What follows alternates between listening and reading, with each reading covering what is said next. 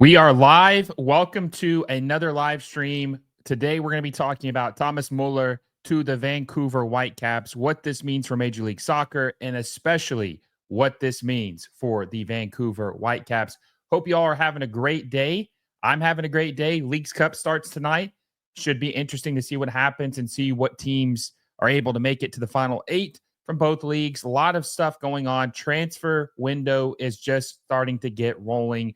A lot of good things in store for us this summer. But looks like this is going to happen. Glad it's going to happen. We're going to talk also about how we got here, because if you follow me on Twitter /X, whatever you call it these days, you will know that I was very critical about the process in which Vancouver had to obtain the rights to be able to sign Thomas Müller from a team who never even signed him, a team who he never even played for. Got a lot of comments actually. Wish he went to the Galaxy. Starman says, Juve says Müller to Vancouver is random as hell. Now listen, I can't lie and say it's not. It is random as hell, but it's good for Major League Soccer. We'll talk about that later. Guess who says crazy news? T says, I'm hearing August 19th versus Houston at home. Is that what you're hearing his debut will be? Guess who says Sundell AFC will be nice? Listen, we might be doing another live stream whenever that becomes official. We'll see what happens. 80s Nostalgia Guy says retirement league. Look, signing an older player obviously has criticisms because people will say, oh, it's a retirement league. They only sign guys who are washed. But, for Vancouver, this is a big signing because this is a player that maybe they would never get traditionally, which we'll talk about. I think it's a big deal. I don't think it's retirement league move unless the guy can't play anymore. If the guy's old and he sucks, then yes, it's a retirement league move. But if he's old and good, then it doesn't matter. Juve says, I'm sure he'll like the city, but will the team suit him? Yeah, I think so. William Mayer says, hi, Will. William Mayer, appreciate you from Ecuador. Alan Wiley says the signing for Vancouver is great. I'm happy for their fans. Okay, let's go ahead and read this. But before we do, make sure you like the stream down below if you haven't already. Let's try to get to 100 likes. I think we will. Also, subscribe to the channel. Guys, we are 14, believe it or not, 14 subscribers away from 8K. Let's hit that number today. 14 subscribers from 8,000. Let's hit that number today. Subscribe to the channel if you haven't already. Hit the little bell notification so you never miss any of my videos. Okay, let's go ahead and read this. Sorry, there's a bunch of ads on here.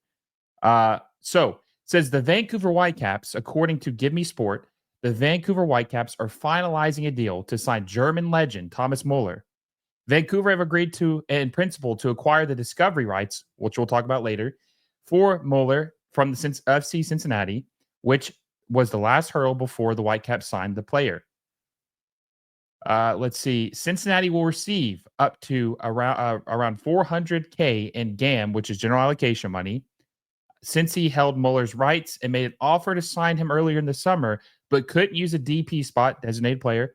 So the best offer for Müller was just under $2 million, something the player didn't even consider. Müller won't be a DP initially this season for Vancouver, but he will be in 2026.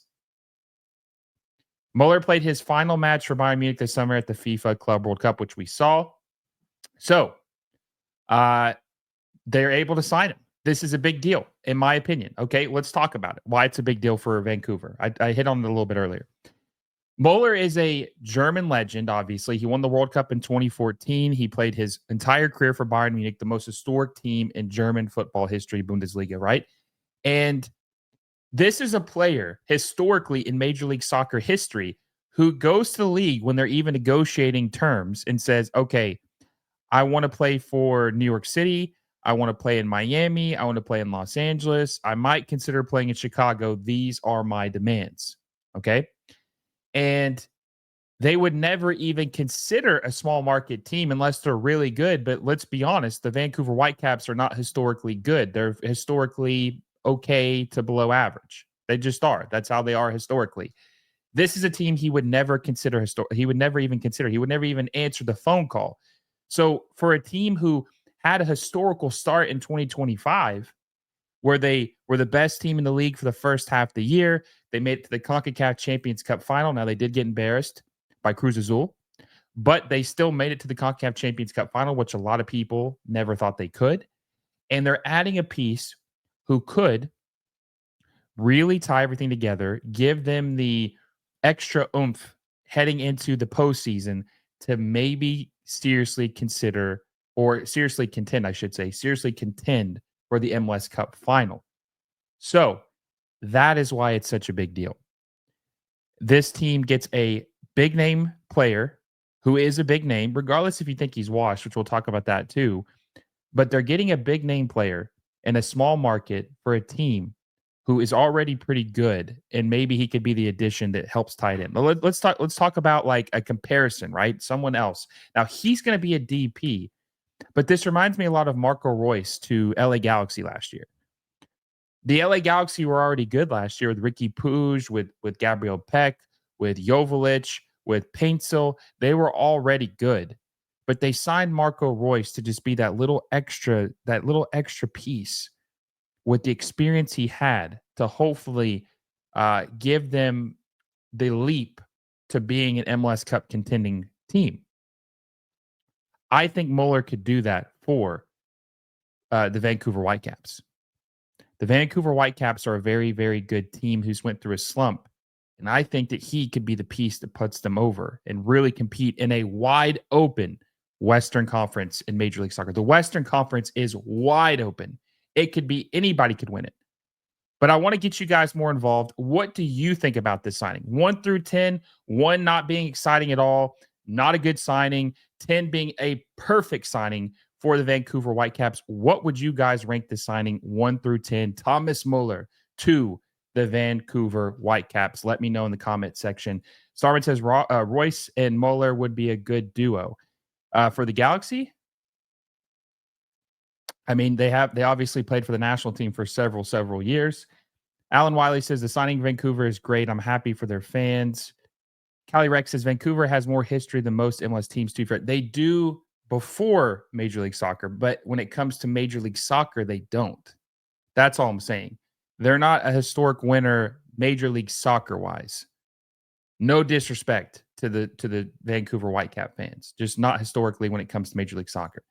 William Maris says the signing of Müller to Vancouver reminds me of when Lothar Matthaus joined the Metro Stars. What year was that? That was a long time ago, right? MD says, do you think any MLS team can defeat Miami? If Miami signed rumored 2 signings? Probably not, but we'll see. Anything can happen in Major League Soccer. Devin Posey says he thinks this signing is an 8 out of 10. I think I'll give my score in a little bit. That's a fair score. Starman says he thinks it's an 8. T says it's a 9. Only for his age, he will fit Jesper's system perfectly. I agree with that. I think this signing is probably like, I'd say it's probably like a 9 as well. It's not a 10 because the quality, right, of the player at this moment, I don't think you can give him a 10. But the name recognition, the pedigree, the resume, I think you definitely can make him. I think you definitely could say it's at least a 9. It's a step down from a 10, which is still really good. Really good for this team. Really good for this team. I think this is Luke says Canada has pull. I rather play a 9 rather Müller play a 9 rather than in the midfield, though. We'll talk about that too. MD says 10 without a doubt. So you're a 10 on this signing. Interesting. So let's talk about the production, and then we'll close the episode out with how they got here, because it's a rule with MLS that we need to change. It's something that's really bad with Major League Soccer that makes the league look like a joke, which a lot of people say there's a lot of rules with the league that makes it like a joke. But before we get into that, make sure you smash the like button down below. We have 60 of you in the chat right now. Make sure you smash the like button down below. Let's get to 100 likes, and subscribe to the channel if you haven't already. Like I said, we are 14 subscribers away from 8K. We got to hit that number by tonight. I think we will. Our goal is to hit it by the end of July. 14 subscribers away from 8,000. Make sure you subscribe if you haven't already. Okay, so let's pull this up for Thomas Müller stats in 2024-2025. So Thomas Müller made 30 appearances in the Bundesliga in the 2024-2025 season, okay? 18 of those appearances were off the bench. So he only had 12 starts in the season. 12 starts. So he was a super sub at this point, right? 35 years old. I think he'll be 36 pretty soon. He had 1 goal, 4 assists, 1,200 minutes for Bayern Munich. In the Champions League, he came on as a sub 8 games. He had 4 starts. He had 3 goals, 1 assist, a little bit more productive as far as how many games. He was more productive in the shorter time in the Champions League than he was in the Bundesliga. Okay. So overall, he had 49 appearances. He had 8 goals. He had 8 assists for Bayern Munich in the 2024-2025 season. Now, obviously, he's not going to play striker because he's more traditionally a secondary striker or a attacking midfielder, but he really wasn't going to play up top because they have Harry Kane, right? So where does he play for Vancouver? Where does he play for Vancouver? Is he going to play as a secondary striker? Because Jesper Sorensen plays 5 out of the back. Brian White is the striker. Where does he play? Is he going to play up top next to him? Is he going to play behind him? And is he going to be able to contribute? Is he going to be able to score a bunch of goals or at least create a bunch of chances for the Whitecaps? Secondary striker with White. Yeah. I think at this point, Wrestling World Entertainment says, hi, brother. How's it going?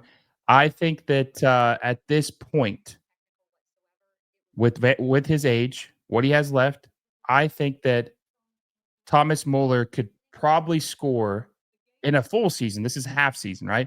I think he could score 10 to 15 goals in Major League Soccer and probably get 15 assists. I think he'll have more assists than he will goals, but I still think he has a lot to contribute. His finishing is lethal. He will cook. I think he's going to have between 10, probably around 10 to 15 goals and probably 15 to 20 assists with Vancouver, playing with them in a full season in 2026. Kyrex says, I think it would make more sense for Muller to be behind White and Ryan Gold and Sabi. Ryan Gold and Sabi. Ryan Gold plays on the left wing though, right? Or the left side of the midfield. William Mayer says, Will, do you think MLS schedule change will negatively impact attendance given the increased competition with other American leagues? I am worried about that. No, I don't think so. I think you'll be fine because the playoffs and the end of the season's already when all the other leagues are playing. So I don't think I think it actually will help attendance, in my opinion. So I think that Thomas Muller still has some legs to contribute. I only think he'll play for Vancouver for the rest of this season in the 2026 season, and then he will retire. But I still think he has at least that much left in him. I still think he has that much left in him. And I want to finish this stream talking about how they got here. Okay. Because this is important. This is something that has to change in Major League Soccer, and it doesn't make any sense why this is still a rule. Okay. So I made this post yesterday. I'm going to read it real quick. It says discovery rights are stupid for so many reasons. Thomas Muller wants to play for Vancouver, but Cincinnati is being difficult about trading his rights, which the Whitecaps need just to sign him. How can a team be forced to essentially pay a transfer fee to a club he's never played for or signed with? Okay. So, just for some of you guys who don't know, MLS has this rule called discovery rights. If I'm not mistaken, you can use this up to 5 players. Then the terminology is bad for this rule. It's not really discovering a player. That's why it sounds so dumb, right? They didn't discover Thomas Muller, obviously. Let me turn my light on real quick, too. Forgot to turn this on. Obviously, they did not discover Thomas Muller, right? They didn't discover him. But it's more of a dibs. It means, hey, I called this guy. If he ever comes to Major League Soccer, I have a priority to sign him. I call dibs on him. Okay? That's what this is essentially. But what's stupid about that is that players or teams can claim the right to sign a guy who would never sign for their team. And so a team who wants to sign him and maybe he wants to sign with that team essentially has to pay a transfer fee to the team. It's a trade, GAM, right? General allocation money. It is a trade, but it's essentially paying a transfer fee. It's a small one, but still. So essentially, the team that wants to sign him is likely to sign him, has to pay a transfer fee to a team who has no chance of signing the player. No chance of signing the player. None. So, and I read this in the report earlier. Vancouver had to trade $400K in GAM to Cincinnati in order to sign Müller, a player who did not want to sign with FC Cincinnati, had no interest in signing with FC Cincinnati. So, because this rule, which is dated, it's an old MLS rule, it holds a player hostage. It holds a player hostage from signing with a team that they maybe want to sign with, which makes no sense at all. Makes no sense at all. And if Müller had, or if Cincinnati hadn't have budged and traded away his rights, Thomas Müller would have never been able to sign with Vancouver. Never would have been able to sign with Vancouver, and this deal would not have happened. So a team he would be willing to sign with would have been out of the fold, and then he just wouldn't have came at all because he's not going to sign with Cincinnati. So this is one of the rules, many rules, to be honest with you, that holds Major League Soccer back. It holds it back. Discovery rights make no sense. And I feel for Vancouver because they were just held hostage. They're like Cincinnati essentially had to name their price, and Vancouver had to pay it, or if they weren't going to get him. They weren't going to sign Thomas Müller. And if this ends up being a move, like I said earlier, that really ties their whole season together and helps them compete for an MLS Cup final, then you're always going to think back of what if Cincinnati did play hardball and just refused to trade his rights or wanted an astronomical number where they could never get him. So there's so many rules that need to change in Major League Soccer, which I've done a video about, but the two that have been a big issue the last week, right? It's funny. It's only been a week and these two rules have been a huge issue. You have to get rid of the discovery rights rule because it's dumb. No player has been discovered here that plays in another league, by the way, plays in a World Cup winning, World Cup winning secondary striker, whatever, false nine, attacking midfielder, who's a Bayern Munich legend, was not discovered by FC Cincinnati. So at the bare minimum, you got to change the name of the rule. But you should get rid of the rule all in all because it's still dumb to have a dibs rule on a player. Let the player sign where he wants to sign. Let the player sign where he wants to sign. That's my thinking. And then number two, which we did a stream about this the other day, was about the All-Star game. Not playing in it automatically gets you suspension. That's another rule that has to change because it's dumb. All these rules, people new to the league are seeing these rules.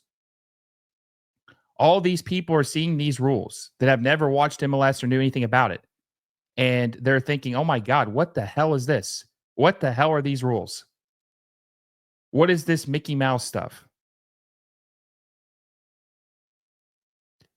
You know what's funny is who has the discovery rights for like Lamine Yamal? That's what I want to know. Who in MLS has Lamine Yamal's discovery rights? Mr. says, "Hey Will, the discovery rights rule is just dumb. It's stupid. It makes no sense. The dibs, discovery rights, whatever you want to call it, absolutely clown show." Mr. says, "Out of curiosity, Will, are you doing any Leagues Cup streams?" I think I'm definitely doing Miami's game tomorrow. There is a strong possibility that I will do Toluca versus Columbus Crew tonight at 7:00 Eastern time. I think I'm going to do that because Toluca is an absolute force to be reckoned with. The Crew is obviously a very good MLS team. So yes, I think I am going to do I do think I'm going to do a live stream watch along tonight for the Toluca and Columbus Crew match, which I hope to see you guys at. Hope to see you guys at that match or to watch it with me. Let's see. Rando says MLS just keeps making itself look worse. I agree with that. Keyshawn says, I like that Vancouver is capitalizing off their success while the iron is hot. And also, too, keep in mind, this is a team that is up for sale right now. So they're trying to make themselves they're trying to make themselves as appealing as possible. As appealing as possible. Ant B says San Diego FC should be a good game. Yeah, it should be. It should. But listen. I can only do one stream at a time. I'll get absolutely fried. I'm going to try to do as many big matchups as I can. Now, when we get to the quarterfinals, which is the last 8 teams, then I'll try to do all the streams I can. So I'll try to do as many as I possibly can. William Mayer says, thanks for conveying a sense of calm with your response, bro. I really appreciate it. Yeah, of course. No problem. Kai Rex says, Toluca gonna wipe the floor with Columbus since Toluca just came off destroying America twice now. Toluca is a beast. Yes, they are. They are a beast team. They are an absolute animal. I'm going to be curious to see what they look like in this match, but we'll talk about that later. Yes, I will be doing a live stream for that tonight at 7 p.m. Eastern time. But back to Müller, right? I think Müller is a big signing. He's one of my favorite players of all time. Now, I got an album cover behind this or covering it up, but I have the German national team flag. My dad is full German. I'm half German. That's my second national team. I love Thomas Müller. I'm a little partial to Bayern Munich, not really my team. Barcelona is my team, but I am a little bit partial to Bayern Munich because you have to think that team normally has all the big German national team players. So kind of goes hand in hand. So I am a big Bayern or a big Thomas Müller fan. I would say he's probably my favorite German player of all time. I would say he is. It's close. I did like Bastian Schweinsteiger a lot, and I like Manuel Neuer a lot too. But also, I saw this on Twitter. I wanted to point this out. I think this is important. I think something that people aren't talking about that could have been a important piece of why Thomas Müller signed with the Vancouver Whitecaps was one Alphonso Davies. Alphonso Davies played for the Vancouver Whitecaps for several years. That was his team. His home team, he was a homegrown player. He was starting at like 15 or 16 years old. So he obviously loves Vancouver. He loves the Whitecaps. And who does he play with? He plays with Thomas Müller at Bayern Munich. So I think that Alphonso Davies probably was in Thomas Muller's ear a little bit saying, yeah, man, you need to sign with Vancouver. It's a beautiful city. It's a great place to live. The team is playing well this year. It would be a good move for you at this moment. I don't think you can underestimate what Alphonso Davies did. I think Alphonso Davies probably had his ear and had a finger on this move in helping Thomas Müller go to Vancouver Whitecaps. I think he did. Honestly. And I think that Thomas Müller is going to be very productive. I think he's going to be fun to watch. I think that he is one of the best German players of all time. He's a World Cup winner. He's going to help raise the profile of Vancouver Whitecaps, especially if they win in 2025. But that's about all, guys. I appreciate you for tuning into this emergency live stream. Like I said, make sure you like the show down below. Subscribe to the channel if you haven't already. Like I said, 14 subscribers away from 8K, the big goal we've been trying to hit by the end of July. Make sure you subscribe if you haven't already. Hit the little bell notification so you never miss a video. And I hope to see you guys at 7 p.m. for the Toluca versus Columbus Crew live watch along. Hope you guys have a great day. Until next time, guys, I will see you all soon.